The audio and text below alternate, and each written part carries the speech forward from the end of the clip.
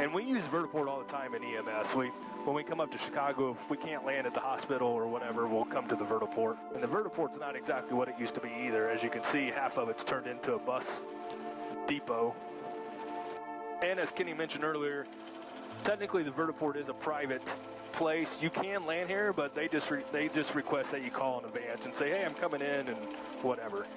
Yeah, so thanks for the disclaimer, Chris. Yeah. So that if you're watching this video, either call them or... And there is an online thing where you can get online and just, you give them your name, your aircraft, and what time you think you're going to be here and what time you're departing. And that's all you got to do. They don't even say no. I don't even think they respond. They just want you to know. Live to fly another day. Helicopterground.com.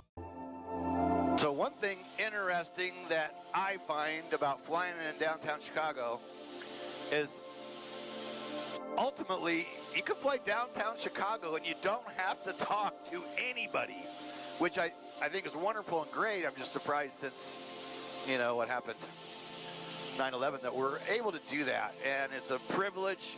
I'm glad we get to do it. I haven't done it in a long time, so that was another reason why, since I knew Chris was coming down, I'm like, hey, I want you to go with me, because Chris has been up here more recently, not only flying EMS, but doing charters, because he's done some 135 charter work the last 4 or 5 years at least, right, Chris? Yep. So he's been up to Chicago a lot.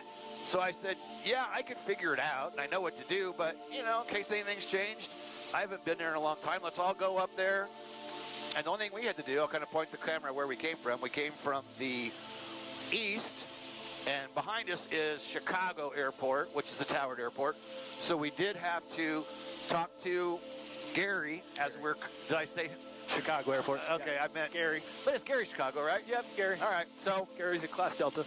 So we followed the lakeshore, simple call to Gary, and I remember that they're pretty laid back. They know when your helicopter, you're just transitioning through. We stay just off the shoreline, and it's a pretty easy transition. So now we're going to head downtown Chicago, and Chris will jump up here when he wants to and give us some feedback on getting in and out of the city. But basically, we usually, when I was doing it way back, we just fly the shoreline right up to downtown.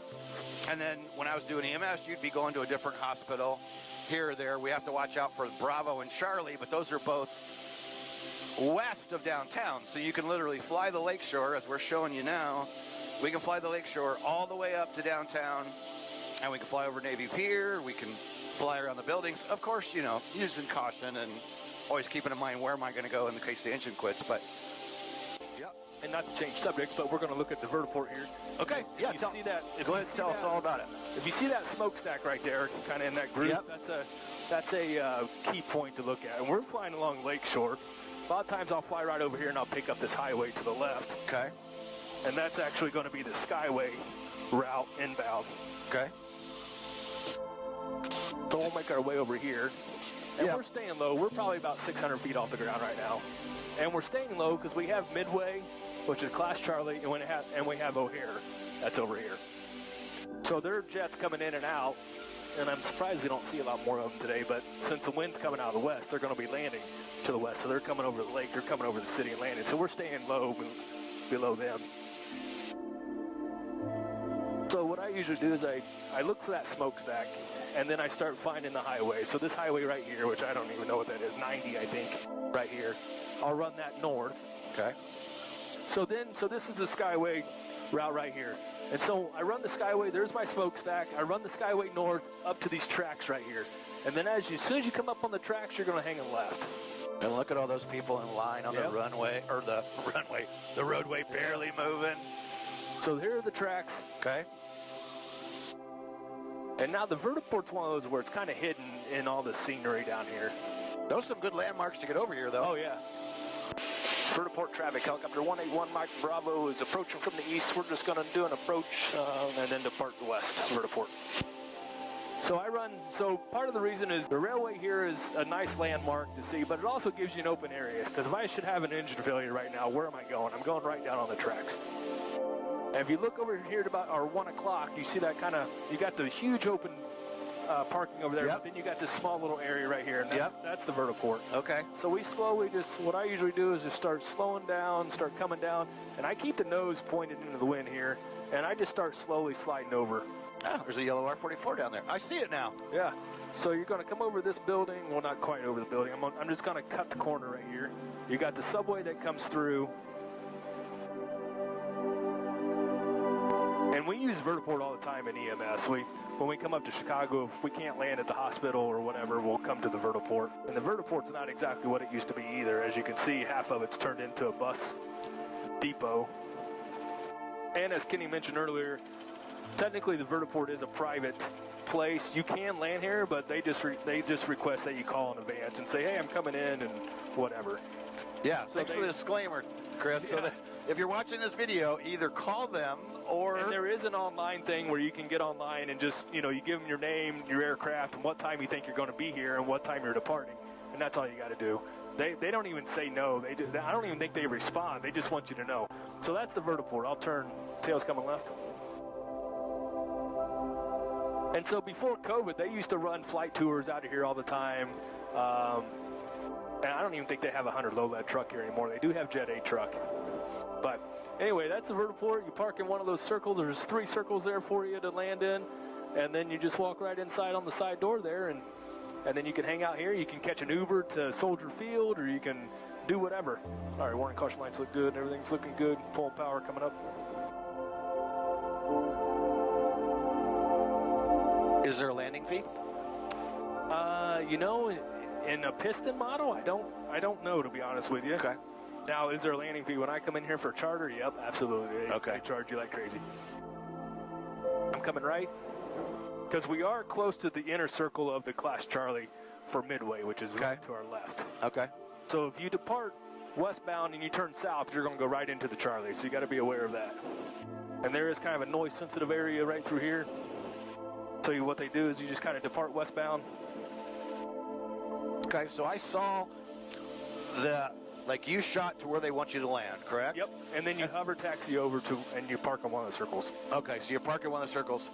And they do have somebody here 24 hours. So there is, like you saw, I don't know if you saw the guy in the yellow vest coming out. They will. I did.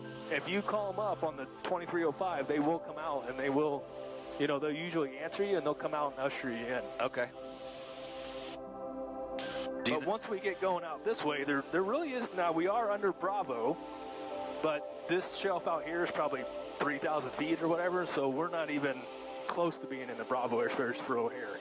So you can kind of come around and you can get this whole circle, and we'll kind of go northbound here. Chicago area traffic, helicopter 181, Mike Bravo is just off the Vertiport. Westbound will be turning northbound. Go pick up the shoreline. And so those of you that might be new to this whole helicopter thing, Chris is transmitting on 123.05, which is a common helicopter air-to-air frequency, so that even though we don't have to talk to anybody here right around downtown, it's still advisable to self-broadcast where you're at, what your intentions are. Actually, so 2305 is the Vertiport, but I'm going to switch over to 2302. Okay. Which is more of the air-to-air, helicopter air-to-air in this area, because we have news agencies up here, we've got EMS up here, we've got Chicago Fire and Chicago Police up here. We got a lot of helicopter. We got Lake County, that's to the south of us. They're up here a lot. So 12302 is the understood, and it's actually on the chart here that monitor that or talk air-to-air. So a lot of guys, since we only have one radio, I'm going to choose to listen to 12302, listen for other helicopter traffic down here. Well, thanks for straightening me out on that. Oh, so in general, 2305 is your common one, and if I had another radio, I would be monitoring 2305. Sure. Because I'm close to the Vertiport. Right. Now, if I did have another radio, I would, like when I would fly over here for EMS, we had 2 radios, so I'm monitoring like Midway or O'Hare or somebody like that. I'm monitoring them when I'm coming in. And that's something I wanted to say as well is, we're in busy airspace up here, but these guys are all, O'Hare and Midway, they're all concerned about 747s and 737s and all kinds of, they don't care about us. Right. They just want us to stay out of their way. Right. So I will monitor them, but I don't talk to them unless I have to. And, and some people may have a different thought on that, saying, oh no, I'm close to them, I'm going to talk to them. And or they may say, well, they got you on radar, so they're another set of eyes for me. Okay, I get that. Right. But we're all squawking ADSB now. They know exactly who I am. They know exactly where I'm at. That's why I monitor. If they want to talk to me, they'll call me up. I mean, I've had that happen before where I'm not even talking and they just happen to call me up and be like, hey, what are you doing? Is this Wrigley Field over here? Yep, right here. Yeah, Wrigley Field's off to our right.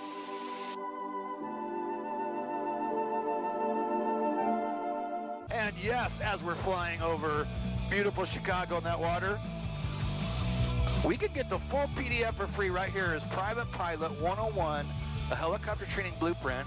You can get this free as a PDF.